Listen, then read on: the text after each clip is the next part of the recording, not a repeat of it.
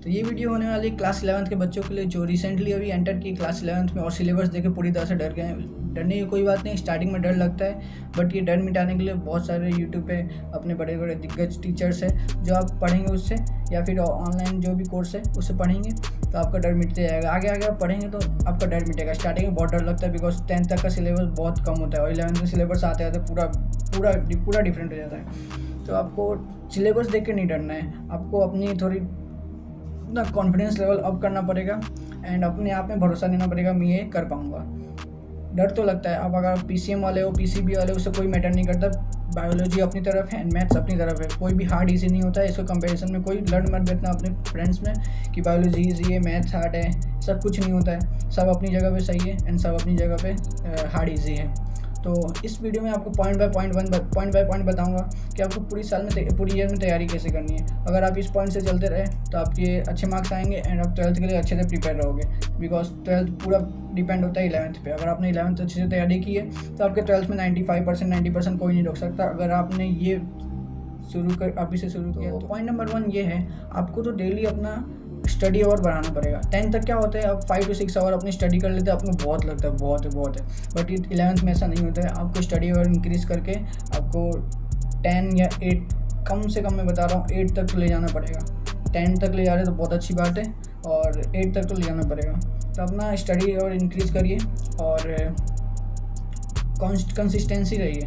Starting में जैसे consistent थे आखिर में भी वैसे ही रहना है, कहीं डाइवर्ट नहीं होना है। आपने बड़े कुएं में जंप मारे हैं, कोई छोटा कुआं नहीं है कि आप निकल आएंगे। उस कुएं में पानी भी गहरा है तो तैरना सीखना पड़ेगा। तो तैरने के लिए पहले उसकी प्रैक्टिस करनी पड़ेगी और प्रैक्टिस करने के लिए अपना मन इधर उधर से जो भी डाइवर्ट हुआ उसको एक जगह पे केंद्रित करना पड़ेगा। तो पॉइंट बाय पॉइंट बताऊँगा। पॉइंट नंबर वन ये है कि आप कोई भी ऑनलाइन कोर्सेज ज्वाइन कर रहे हैं तो आप फर्स्ट डे पे आप अपना शेड्यूल बनाइए। शेड्यूल बहुत इंपॉर्टेंट है। शेड्यूल बनाइए, physics chemistry maths, physics chemistry bio जो भी है शेड्यूल बनाइए। इंग्लिश हो जाता है, कंप्यूटर हो जाता है, इसमें ज़्यादा टेंशन लेने की बात नहीं है। बच्चे स्टार्टिंग से पढ़ते आते पढ़ लेंगे। आप शेड्यूल बनाइए एंड अपने पूरे डे को 3 पार्ट्स में डिवाइड कर दीजिए। आपको अगर 10 आवर पढ़ना है तो आप 3 पार्ट में डिवाइड कर दीजिए। आपको अगर फिजिक्स हार्ड लगता है तो उसको कम आवर दीजिए, हार्ड लगता है उसको ज़्यादा आवर दीजिए। मैथ्स हार्ड लगता है उसको ज़्यादा आवर दीजिए। केमिस्ट्री इजी लगता है उसको कम आवर दीजिए। ऐसे करके आप 3 पार्ट में डिवाइड कर सकते हैं और तीनों पार्ट में आप अपना तीनों पार्ट पढ़िए, तीनों सब्जेक्ट पढ़िए। इससे क्या होगा, आप बोर भी नहीं होंगे और आपका कोई भी सब्जेक्ट वीक भी नहीं होगा। ये सब पैरेलली चलते रहेंगे और तीनों सब्जेक्ट पैरेलली आपका स्ट्रांग होता जाएगा और सिलेबस भी आपका ख़त्म होता जाएगा। इससे आप देखेंगे कि आपका पीछे का सिलेबस कोई बचेगा नहीं। इस एक दिन में अगर एक ही सब्जेक्ट पढ़ रहे हो तो इससे क्या होता है, दूसरे सब्जेक्ट से अपना माइंड डाइवर्ट हो जाता है। आपका एक ही सब्जेक्ट पर फोकस हो जाता है, फिर इससे ही बोर होकर भी आप पढ़ाई छोड़ दोगे। मेरे साथ ऐसे ही हुआ था, मैं अपना एक्सपीरियंस बता रहा हूँ। इसलिए आप तीनों सब्जेक्ट को पैरेलली पढ़िए, इससे आपको बहुत। नंबर 2 ये है, आप कोचिंग से जैसे ही आते हैं जस्ट नोट्स बनाइए या फिर कोचिंग के अंदर नोट्स बनाइए एंड कोचिंग के बाद जो आपको DPP मिलता है या असाइनमेंट मिलता है तो आप उसको घर पे आके कंप्लीट करिए।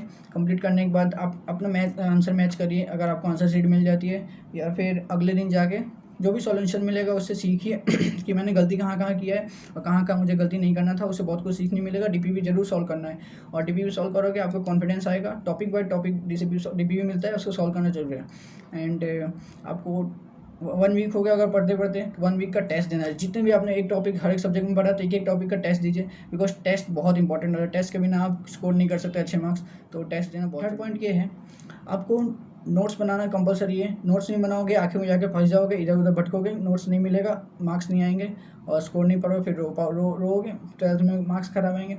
तो इसे ही करना है, स्टार्टिंग से नोट्स बनाओ, तीनों सब्जेक्ट के नोट्स बनाएं एंड वीक का कोई एक डे फिक्स कर लो कि इस डे पे मुझे सारे नोट्स रिवाइज करने हैं फिर से, और सारे नोट्स के एक शॉर्ट नोट्स बना लो।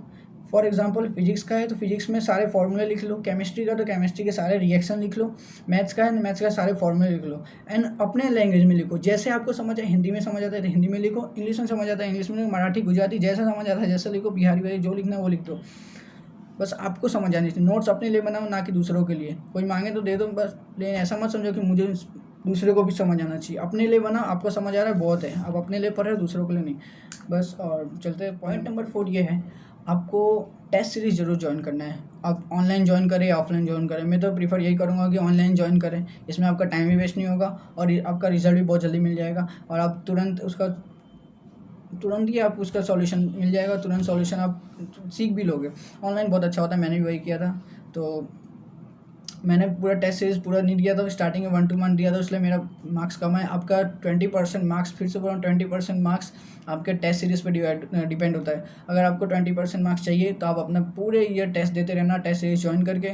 अदरवाइज़ नहीं चाहिए तो 20% मार्क्स आप गवाओगे, और टेस्ट मत देना इसके लिए। अगर आपको 20% मार्क्स नहीं चाहिए तो 20% मार्क्स पे आ रहे हैं तो टेस्ट देना, अदरवाइज़ मत देना। ये आपके ऊपर डिपेंड करना है, मैंने बताया, मैंने अपने एक्सपीरियंस से बताया।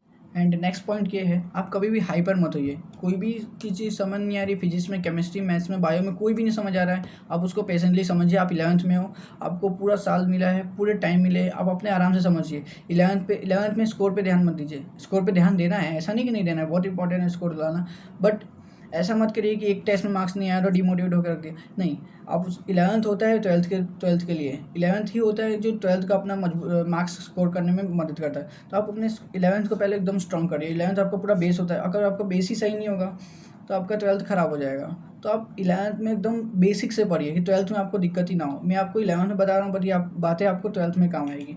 तो आप हर एक लाइन NCERT की लाइन रीडिंग करनी बहुत जरूरी इंपॉर्टेंट है। आपके टीचर्स भी बोलेंगे कोचिंग वाले कि आप NCERT रीडिंग करिए। फिजिक्स, केमिस्ट्री के तो ज़रूर करना है, कंपलसरी है।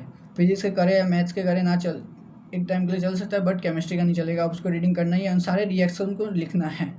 अभी नेक्स्ट पॉइंट होने वाला है, ये आलसी लोगों के लिए होने वाला है जो खुद कुछ लिखना नहीं चाहते हैं। फिर भी वो लोगों के लिए भी बता देता हूँ थोड़ा बहुत कि अगर आप लोग को नोट्स लिखने का मन नहीं करता है तो आजकल नोट्स यूट्यूब पे बहुत सारे चैनल्स पे पड़े हुए हैं, एंड कई सारे वेबसाइट पे ही पड़े हुए हैं नोट्स। बहुत आजकल हर एक तरह के नोट्स मिल रहे हैं, शॉर्ट नोट्स, फुल नोट्स, जैसे नोट्स चाहिए आपको वैसे नोट्स ऑनलाइन मिल जाएंगे। तो नोट्स में अगर किसी को बनाने का मन नहीं है तो आप ऑनलाइन जाके मिल जाएगा आपको पूरे बहुत अच्छे से नोट्स। बट मैं ये भी प्रेफर करूँगा आप खुद के नोट्स बनाइए, खुद के लिखे, बहुत जल्दी दिमाग में समझ आता है। फर्स्ट ऑफ ऑल आप लिखोगे तो एक बार माइंड में सेट हो गया, आप उसको दोबारा रिवाइज करोगे, फिर एक बार माइंड में सेट हो गया। और जब आप बैठे रहते हो ना शांति से, तो आपके माइंड में वो घूमता है, हाँ मैंने सेकंड लाइन में ये लिखा था, थर्ड लाइन में ये लिखा था।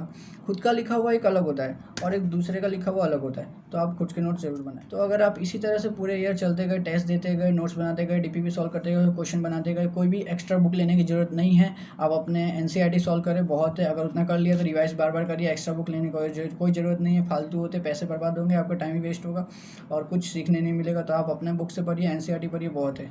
तो ऐसे इसी पैटर्न से आप चलते रहे तो आपका 11th बहुत अच्छा जाने वाला है। 12th तो आपका 11th इतना अच्छा हो गया, 12th तो ज़रूर अच्छा होगा।